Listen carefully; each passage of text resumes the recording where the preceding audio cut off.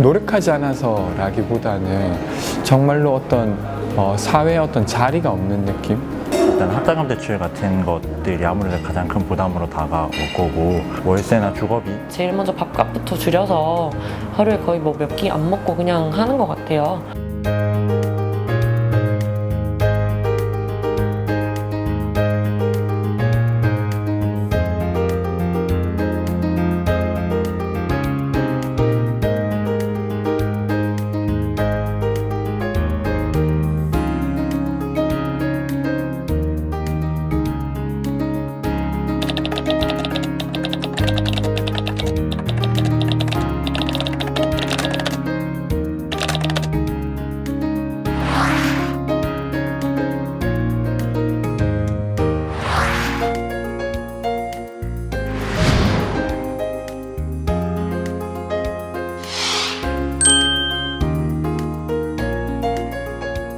올해는 사실 시범 사업으로 한 90억 정도 예산을 편성했어요. 그래서 사실 대상자가 한 3,000명밖에 안 됩니다. 근데 사실은 이걸 필요로 하는 사람들은 훨씬 더 많겠죠. 그래서 올해는 처음 시범 사업이니까 아무래도 가장 좀 긴급한 대상으로부터 시작하자. 그래서 저희가 이제 가구소득하고 그 구직기간 이 두 개를 합산해서 조금 선정을 했습니다. 그리고 본인이 어떤 일을 하겠다고 이렇게 계획을 내는데 그 계획이 적정한가 적정하지 않은가 정도를 판단해서 선정을 했습니다.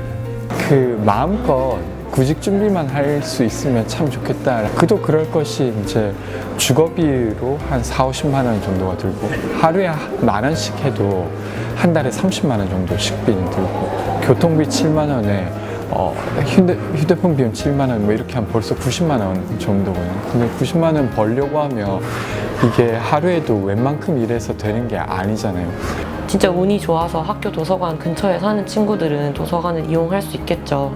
근데 그러기도 사실 어렵고, 예를 들면 그래서 카페라던가 그 카페도 사실은 마땅히 공부할 공간이 없고 돈이 없으니까.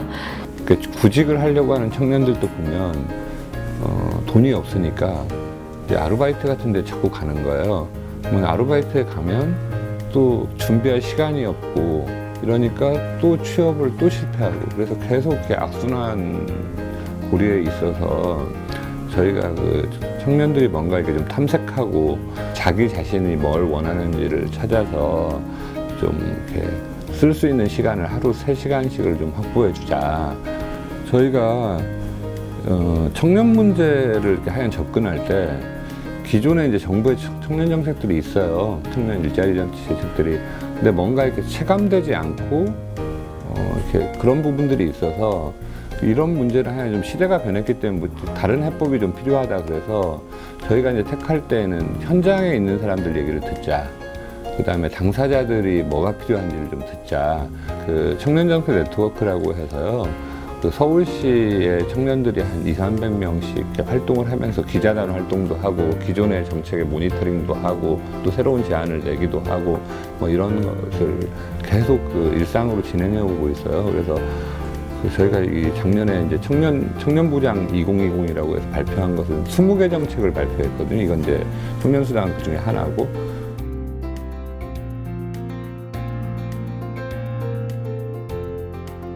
한 달에 50만 원씩 6개월을 받는다고 일할 생각을 하지 않는다라고 하는 그 발상 자체가 사실은 얼마나 그 현실을 모르고 하는 소리인지, 그 돈을 받는다고 해서 어떻게 일을 안 할 수가 있어요. 앞으로 살아가야 될 날이 훨씬 더 긴데.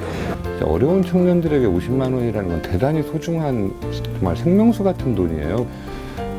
정말 이렇게 자기가 뭔가 좀 해보고 싶은데 돈이 진짜 지금 당장 없어서 그걸 못하고 있는 경우도 또 많고, 내가 여행 가이드가 되고 싶은데 여행을 안 가보고 좋은 여행 가이드가 된다는 건 어려운 거잖아요. 그래서 사실은 그런 정도는 외국에서도 구직 활동의 범위로 다 인정을 해주는 거예요. 그래서 이건 그렇게 그게 논란이 될 만한 사안인가.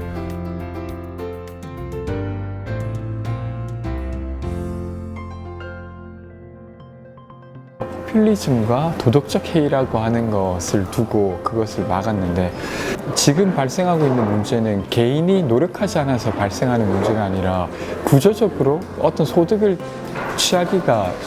얻기가 어려운 구조에 놓여 있어서 그것들을 좀 해결하려고 하는 건데, 그걸 하겠다고 하는 지자체조차도 막아서고 있는 거니까 정말 그 속이 무엇인지 잘 모르겠는 이런 게 있고. 되게 많은 사람들이 진짜 우리 세대가 힘들다라고 말은 하지만 진짜 어떻게 살고 있는지를 알고 있나? 라는 이런 생각이 좀 들었어요. 청년들을 대상으로 하는 정책들 중에서 호응도가 이렇게 또 이슈가 또 크게 됐던 게 사실 얼마나 있었는가. 또 예산으로 본다 그러면 중앙정부에서 하는 청년고용 대책 같은 것들이 훨씬 많은 규모의 훨씬 많은 예산을 투입하지만 실제적으로 청년들의 피부에 와닿는 체감하는 걸 본다고 하면은 청년수당 정책이 훨씬 더 크게 와닿는 거죠. 그 정부의 취업 성공 패키지는 정부가 만들어 놓은 그 틀 안으로 들어가는 겁니다. 그래서 뭐 학원 같은 데를 이렇게 등록하면 또 얼마만큼의 조금 그 수당을 주고 이런 형식입니다. 고용노동부에서 하고 있는 건 사실상 취업성공 패키지를 대표로 하는 거죠. 근데 이 취업성공 패키지 같은 경우에는 몇 개 직군에 한정된 영역에 학원을 수강하는 걸 지원하고 있고, 이 학원 교육과정을 수강하는 이제 수강생들, 교육생들을 대상으로 일정 소정의 이제 지원비를 주는 걸로 알고 있는데, 사실 지금 청년들의 현실을 봤을 때 구직을 위해서 필요한 다양한 것들이 충분히 보장되지 못하고 있고 그 빈틈이 너무 커져 있다. 사실은 청년들의 현실은 그 이제 중앙정부가 말하는 딱 학원비만 지원하면 구직 기간의 비용 문제가 없어지고, 아니면 면접을 보는데 어떤 비용을 지원하면 문제가 없어지고 이런 게 아니라 구직 활동 자체가 매우 다양해진 것이죠. 그러니까 스터디를 하기도 하고 어떤 경험을 하기도 하고 이런 것들 실제로 시장에서 필요로 하는 거죠. 협업 능력, 커뮤니케이션 능력, 도전 정신 이런 것들을 하나의 지표로 해서 필요로 하고 있는 거에 맞춰서 청년들이 준비를 하고 있는데, 그런 준비를 하기 위한 비용들은 전혀 포함되지 못하고 있고 그렇게 하면 안 된다라고 하고 있으니까 답답한 노릇이죠. 네. 지금은 자신의 욕구와 필요라는 것으로부터 자기가 스스로 뭔가를 찾지 않으면 직업 세계에 들어가기가 사실 굉장히 어려운 국면이다. 그래서 취업 성공 패키지는 수많은 청년들의 그 필요에서 보면 진짜 일부를 감당하고 있는 거예요. 그래서 그 나머지 부분을 하려면 그걸 다 학원을 만들 수는 없잖아요. 그러면 이제 본인들이 좀 원하는 활동을 할 수 있게 만들어줘야 된다. 이게 이제 특히 정책의 제일 핵심 부분이고, 어떤 틀 안에 들어가는 것과 좀 가이드를 해주는 정책과 그런 차이가 분명히 있어서 저는 아마 이게 더 효과적일 거다 이렇게 생각을 합니다. 그리고 그 청년들이 요즘에 이제 이게 좀 사회적 논란이 되니까 막 댓글들 같은 걸 읽으면서 너무 많이 상처를 받고 있다는 거예요. 그럼에도 불구하고 그냥 이렇게 서울시 이번 정책이 자기들이 뭔가 하려고 하는 의지를 좀 믿어줘서 고맙다. 사실 청년수당 너무 좀 마음이 아파요. 친구들이 많이 지원했고 구구절절 써가지고 됐는데 이것이 서울에서 이것이 좌초된다고 하면은 다른 지역에서는 애초에 시도조차 할 수 없는 것.